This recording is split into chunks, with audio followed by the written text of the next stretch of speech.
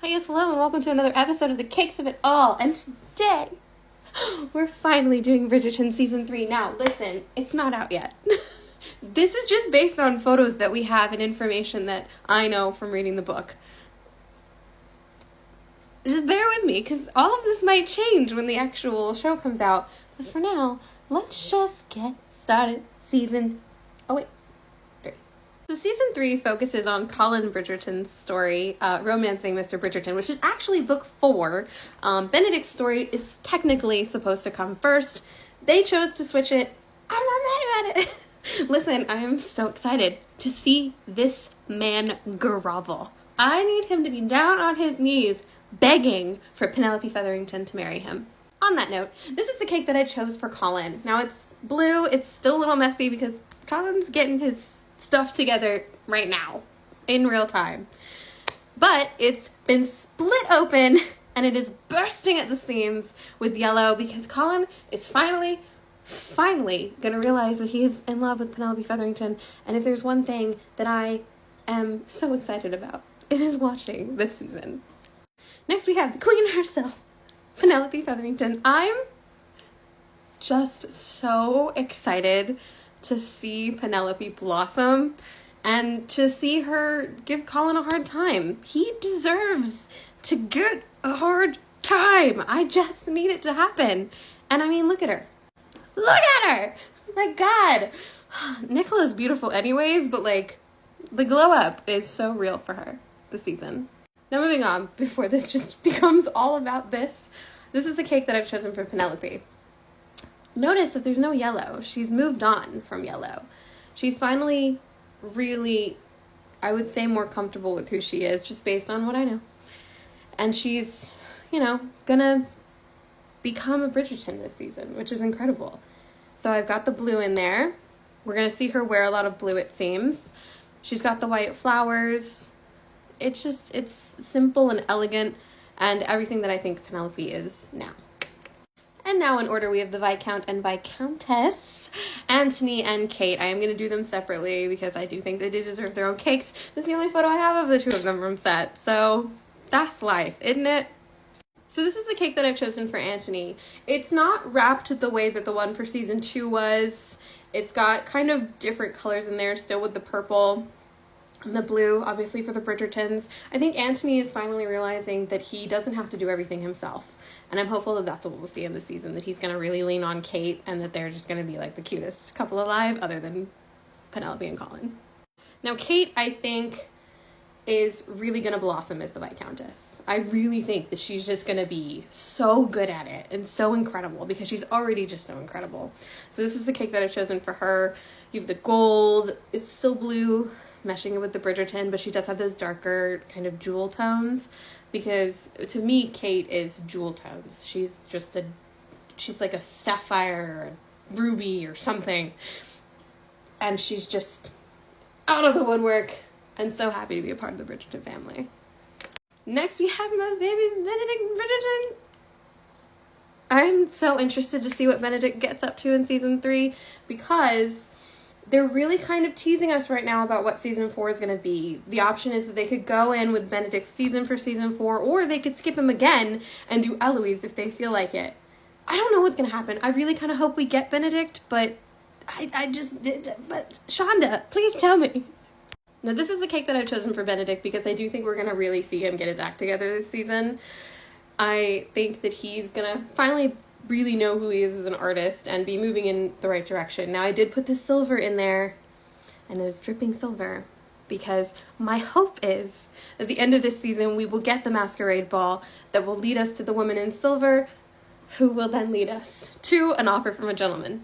But I'm trying not to get my hopes up because I mean it could go to Eloise and I'd be fine with that too. Speaking of Eloise Bridgerton, I think it's going to be really interesting to see what she does this season. Obviously, her and Penn are still having their thing last we saw them. I think that they're going to work it out and it's going to be fine, and I'm very excited to see how they do that. And again, I don't know, are we going to see Eloise or are we going to see Benedict for season 4? It could go either way. So we'll see what happens with her. I do think Eloise is kind of finally discovering who she is fully. I think she thinks she has an idea, but she really doesn't know. So this is the cake that I've chosen for Eloise. It is also a nod to Sir Philip, who she ends up with, but it's mostly just a nod to Eloise, I think, growing in a lot of ways. I think we're going to see a lot of growth from Eloise this season, not only just in herself, but also in all of her relationships, and I think specifically in her relationship with Penelope and Lady Whistledown. And this season, we're also going to get Francesca Bridgerton. I'm excited to see her. I'm interested to know if we're going to get a little bit of her story in this season, kind of interlocked, because her book is kind of wild. So we'll see if that works out. It's going to be nice. She's coming out into society. I wonder if she's going to be named the Diamond. There's a lot that we could do with Francesca this season. Now, I wanted to keep Francesca very simple because we don't really know that much about her in the physical show.